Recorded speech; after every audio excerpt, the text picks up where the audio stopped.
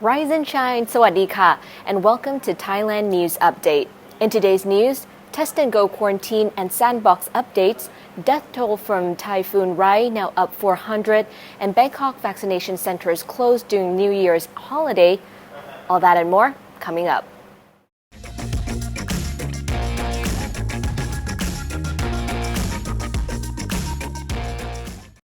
So as we wake up this morning, Thailand has a very unsure few months ahead, both in the area of public health and the tourism business. Registration closed at midnight last night for travelers wishing to enter Thailand under the Test and Go Quarantine Exception Program and the Sandbox entry scheme, with the exemption of Phuket. The only options available for applicants now for the Thailand Pass are through the Phuket Sandbox only or a stay-in quarantine at an AQ hotel at your expense. Currently, that stay is listed between 10 to 14 days, depending where you're from. There was a last-minute rush on applications, and the Thai government says it will process all applications it received up to a cutoff time. Late yesterday, the Thai PM said about 200,000 visitors had applied for entry through the Test and Go and Sandbox schemes, and about 110,000 of them had already arrived. He also mentioned a further 90,000 are awaiting for approval for their applications. With the new suspension of the Test and Go and all but one of the Sandbox programs, the immediate future of tourism into Thailand is up in the air. The PM said that the CCSA will review the situation on January 4th to decide whether they will restart the Test and Go and Sandbox programs.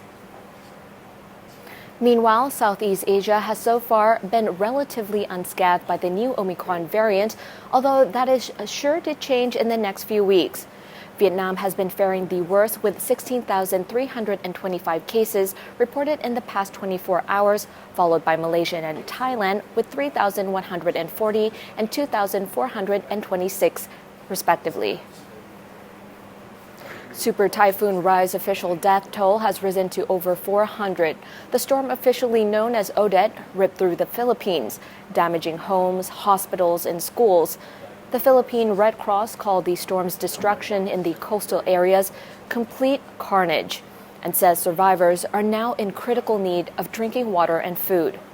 Communications and power are still out in most of the worst affected central Philippine communities. At least 94 were killed on the island of Bohol alone.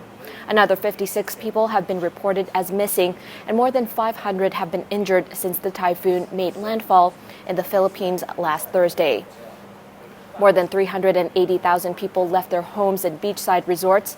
Many places are left without power, cell signal, or internet access.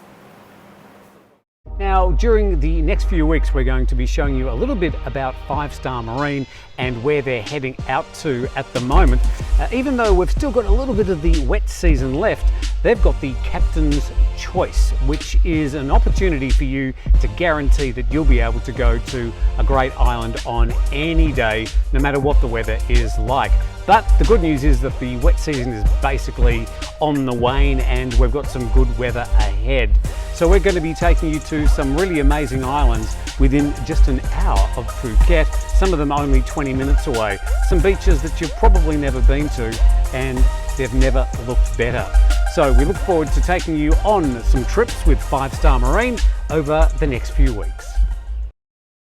A 5-year-old girl was shot and killed while she was playing with her cousins at the village chief house in Kanchanaburi, Western Thailand. The girl was found lying unconscious in a pool of blood with a gun nearby. The bullet hit both the girl's legs. She was rushed to the hospital where she was pronounced dead. The incident happened around 1:20 p.m. when the girl and her cousins had come home early from school. They were playing in the room next door to the village chief's daughter-in-law.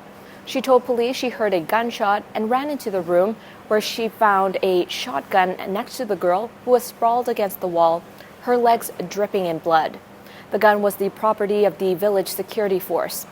Police are still investigating to determine who shot the child. Most of the group of 31 Thais who returned from a pilgrimage to the Islamic holy city of Mecca in Saudi Arabia and arrived at Suvarnabhumi airport on December 15th have now been found to have been infected with the Omicron coronavirus variant. At present, all 25 people are now in state quarantine. People who are in close contact with the 25 are being told to contact local health authorities ASAP. Initially, the Nonthaburi Provincial Health Office said that 7 returnees in Nonthaburi tested positive. But yesterday, the office confirmed that it found that total infections among the group numbered 25 out of the 31. Those who tested positive are from various parts of the country, with 14 coming from Nonthaburi, 4 from Pathum Thani, 4 from Ayutthaya, 2 from Bangkok, and 1 from Nakhon Ratchasima.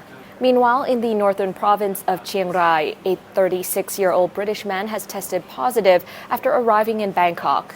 He spent 2 nights staying at a hotel in Bangkok before traveling by air to Chiang Mai, where he met 3 American friends.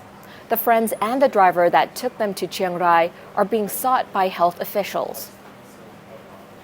One of Bangkok's vaccination centers will be closed for a week during the New Year holiday from December 29th to January 4. Thais and foreign residents can still get vaccinated during those days at one of the 6 health clinics or 11 recognized hospitals, according to the BMA. To book a vaccine appointment at one of the 17 locations, people will need to download the QQ application. First, second, and booster shots will be available at these locations. So far in Bangkok, 9.2 million people had their first dose vaccine, 9.2 million received their second dose, and 1.2 million received a third booster. The Human Rights Watch is calling on the Japanese government to stop hosting cadets from the Myanmar military through the Defense Ministry's Study Abroad program. The calls follow the February 1 coup where Myanmar's state military took over the civilian government.